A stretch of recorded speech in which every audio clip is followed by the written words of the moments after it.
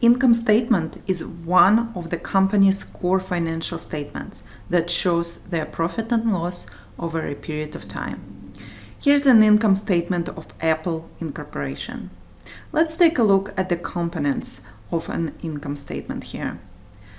Income statement may have minor variations between different companies. However, there are several generic line items that are commonly seen in any income statement. The most common income statement items include revenue or sales, listed right here at the top of the statement. It's the company's revenue from sales or services.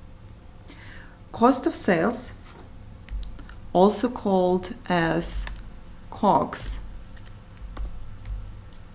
or cost of goods sold, is a line item that aggregates the direct costs associated with selling products or services to generate revenue.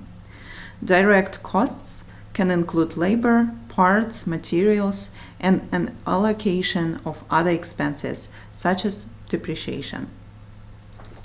Gross margin, right below, also can be called as gross profit, is calculated by subtracting cost of goods sold or cost of sales from sales revenue. Operating expenses,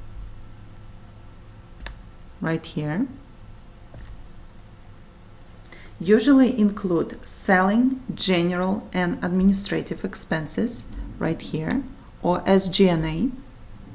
This includes marketing, advertising, and promotion expenses, as well as salaries and wages, rent and office expenses, insurance, travel expenses, and sometimes depreciation and amortization, along with other operational expenses. Operating expenses may also include research and development costs as listed here.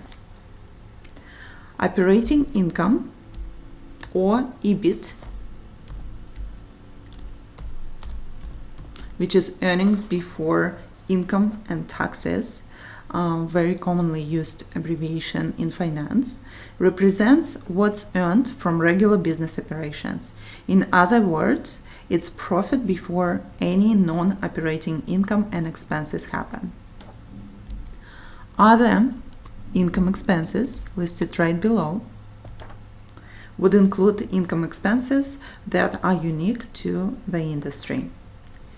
Income before provision for income taxes, or EBT, earnings before taxes, is basically a pre-tax income of the company. Then income taxes are listed below, and then net income is calculated by deducting income taxes from pre-tax income. This is the amount that flows into retained earnings on the balance sheet after deductions for any dividends.